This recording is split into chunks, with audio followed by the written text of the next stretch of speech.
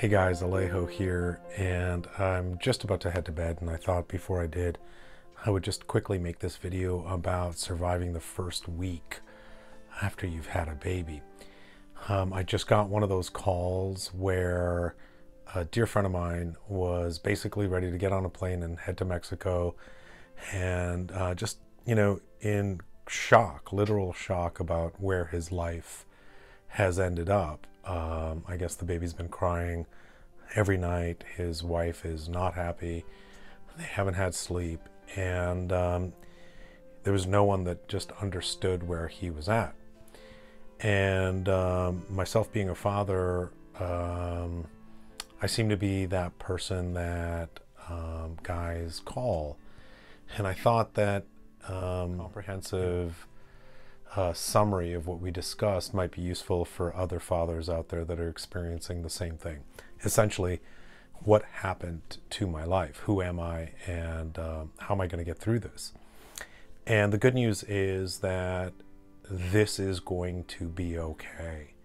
If you have a few simple strategies, and I'm going to give you 4 strategies today.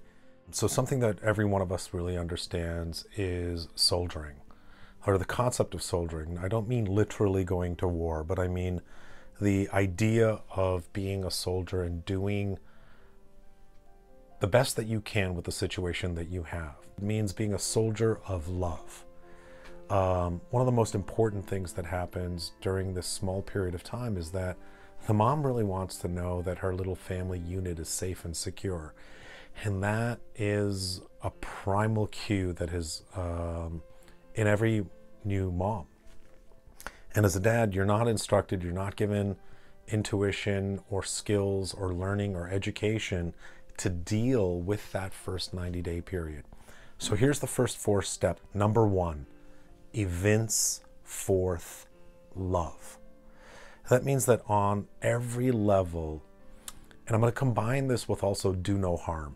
So evince forth love and do no harm means that on subconscious, subliminal, and overt levels, you need to communicate to that primal core instinct of your partner that you love her and that you're there for her and the baby and that everything is going to be okay.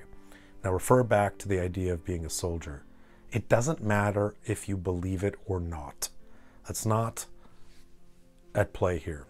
So this leads us to rule number 2, have no mind. Meaning, it's so simple to start thinking when you're deprived of sleep, literally incapacitated by thoughts and fears, to start creating doubt in your life.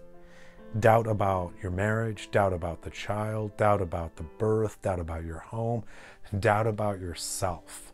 So, have no mind. You literally are handicapped for the next 90 days.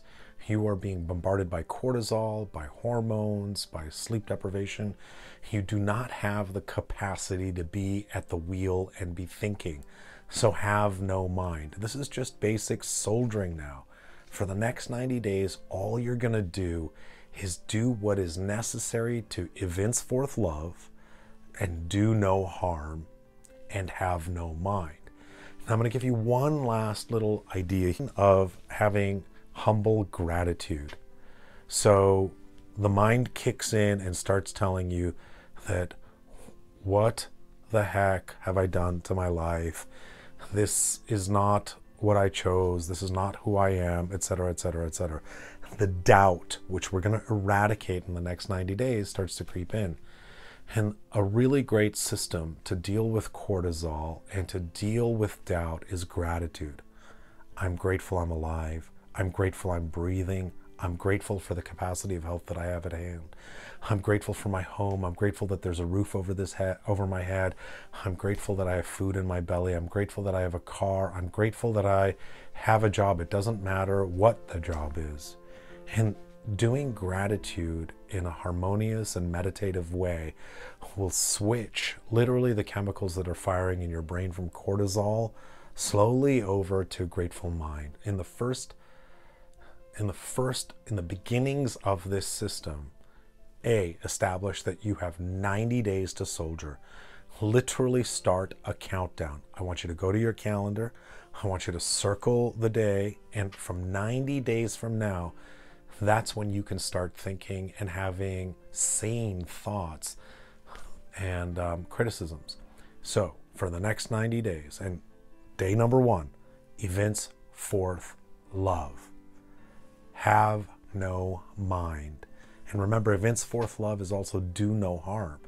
That means that when you're tired or when you're feeling like maybe your wife is not being as nice to you as she should be, that's when you're not going to do harm. You're going to remember, evince forth love, do no harm. And I'm going to give you one more bonus piece of advice to get you started on this first week. It's about sleep.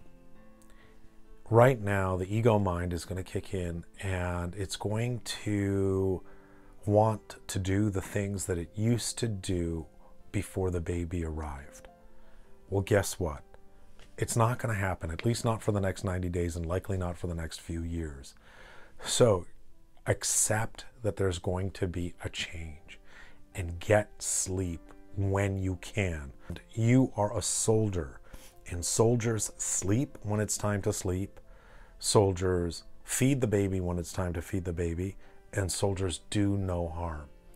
And this concept of sleeping should equate to having more sleep than the baby if you can.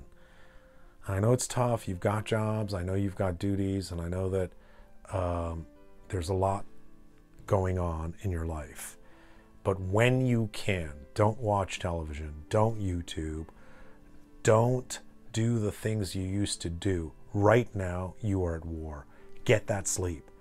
All right? You're going to make it. I'm going to record another video tomorrow night, and I'm going to give you the next few steps for the second week of your 90 days. But in this week, we're going to evince forth love and do no harm.